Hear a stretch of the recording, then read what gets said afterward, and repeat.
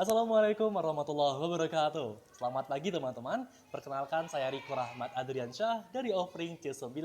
Pada kesempatan kali ini, saya akan mempresentasikan materi tentang supervisi pengajaran dengan beberapa pokok pembahasan, yang mana sebagai bentuk penugasan untuk ujian tengah semester.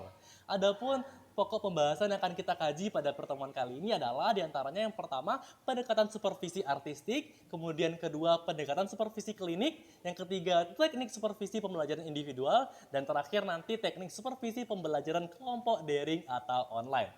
Memasuki pembahasan pertama tentang pendekatan supervisi artistik. Sebelum itu kita perlu memahami kembali bahwasanya supervisi pengajaran adalah bantuan dan pembinaan yang telah direncanakan untuk membantu pendidik melaksanakan tugasnya dengan baik dan bertanggung jawab. Untuk pendekatan supervisi artistik menurut Imron merupakan pendekatan yang menekankan pada kepekaan, persepsi dan pengetahuan supervisor sebagai media untuk mengapresiasi segala kejadian yang terjadi di dalam kelas pada saat pelaksanaan pembelajaran. Adapun ciri-ciri pendekatan supervisi artistik menurut Ramadina diantaranya, yang pertama membutuhkan lebih banyak mendengarkan dibanding berbicara, sehingga supervisor harus mampu menjadi pendengar yang baik.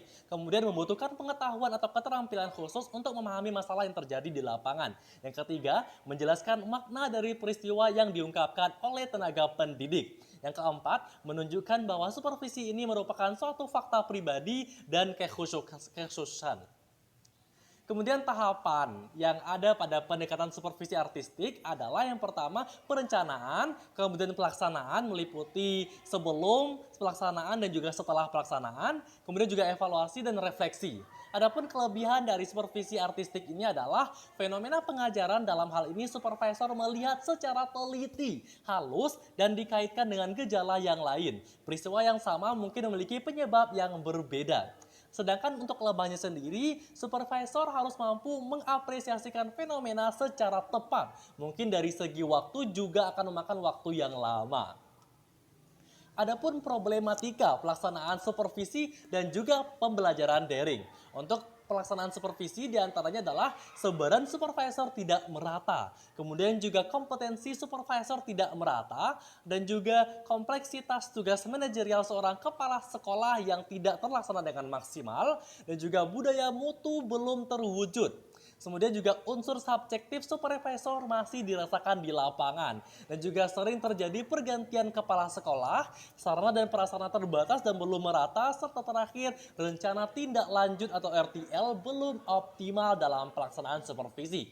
Sedangkan untuk problematika pembelajaran daring diantaranya tidak semua siswa memahami isi materi yang tersedia secara daring, dan juga guru memiliki keterbatasan kemampuan dalam menggunakan teknologi untuk pembelajaran daring, dan terakhir keterbatasan guru dalam melakukan penyampaian materi saat berlangsung pembelajaran daring, sehingga hal tersebut mengganggu pembelajaran yang tengah diterapkan secara online. Selanjutnya pendekatan supervisi klinik, yang mana merupakan suatu bimbingan yang bertujuan untuk meningkatkan profesionalitas guru secara sengaja yang dilakukan dan dianalisis secara objektif, teliti, dan cermat untuk mendapatkan perilaku mengajar yang diharapkan. Sedangkan untuk ciri-ciri dari pendekatan ini adalah yang pertama, waktu pelaksanaan sesuai dengan persetujuan antara supervisor dan guru, dan juga supervisi bersifat individual. Kemudian yang ketiga, pertemuan awal dilaksanakan dikarenakan terdapat permasalahan atau kelemahan yang dialami oleh guru, maka harus diselesaikan secara khusus. Yang keempat, dibutuhkan kerjasama yang harmonis antara supervisor dan guru. Dan kelima, pertemuan balikan dilakukan dengan menilai, membahas, mendiskusikan hasil dari observasi kelas yang telah dilakukan. Terakhir yang keenam, pada pertemuan balikan, supervisor memberikan penguatan terhadap hal-hal yang perlu untuk diperbaiki ke depannya. Adapun prosedur pendekatan supervisi klinik diantaranya yang pertama adalah tahapan pertemuan awal atau pre-conference, kemudian dilanjutkan dengan tahapan observasi proses pembelajaran secara langsung oleh supervisor, kemudian ketiga adalah tahapan pertemuan balikan atau feedback dari supervisor terhadap tenaga pendidik atau guru. Selanjutnya materi ketiga kita adalah teknik supervisi pembelajaran individual. Jadi menurut Rufiana tahun 2018, teknik individual adalah salah satu cara yang digunakan dalam pelaksanaan supervisi yang ditujukan untuk perseorangan. Di sini, supervisor hanya dihadapkan oleh seorang tenaga pendidik yang memiliki masalah atau kebutuhan dalam proses pembelajaran. Teknik supervisi individual terbagi menjadi 3 macam, yaitu kunjungan kelas, pertemuan individual, dan menilai diri sendiri. Pada masa pandemi COVID-19 seperti sekarang ini, lembaga pendidikan menerapkan pembelajaran secara online atau daring. Dan juga teknik yang digunakan supervisi sama seperti teknik ketika kondisi sebelum pandemi COVID-19. Hanya saja, media secara digital seperti Zoom, WhatsApp, SMS, Microsoft Teams, Google Form, telepon, Google Meet, dan media lainnya yang digunakan untuk pelaksanaan supervisi di masa pandemi saat ini. Adapun teknik supervisi pembelajaran individual diantaranya ada 3 tadi. Yang pertama kunjungan kelas yang mana merupakan pembinaan tenaga pendidik yang dilakukan oleh supervisor pendidikan untuk mengamati proses pembelajaran yang terjadi di kelas. Kemudian yang kedua pertemuan individual yang merupakan suatu teknik supervisi individual yang dilakukan melalui sebuah pertemuan, percakapan, tukar pikiran, dan dialog antara supervisor dengan tenaga pendidik. Yang ketiga menilai diri sendiri yang mana merupakan salah satu teknik supervisi pembelajaran individual yang melakukan penilaian terhadap diri sendiri secara objektif.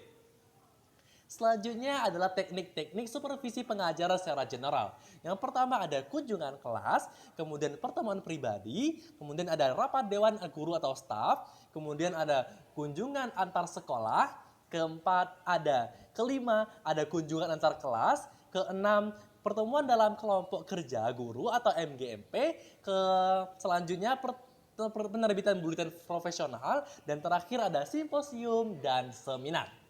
Materi kita terakhir adalah teknik supervisi pembelajaran kelompok daring atau online. Menurut Gunawan dan Benti tahun 2017, teknik supervisi pembelajaran kelompok adalah model pendekatan yang dilaksanakan antara kepala sekolah atau supervisor dengan kelompok guru dalam jumlah tertentu yang sedang mengalami masalah atau tujuan pembinaan. Teknik ini lebih menekankan pada proses interaksi antar guru yang ada dalam kelompok tersebut, sehingga tujuan dimungkinkan terbentuknya tim atau kelompok yang solid tentunya.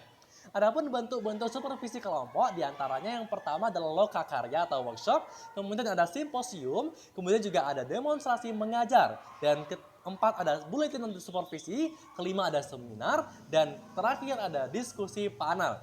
Demikian materi yang dapat saya sampaikan untuk tugas ujian tengah semester supervisi pengajaran. Semoga teman-teman yang menonton video ini dapat memahami dengan maksimal dan juga saya sebagai calon supervisor dapat memberikan insight baik di masa mendatang. Sekian, Assalamualaikum warahmatullahi wabarakatuh.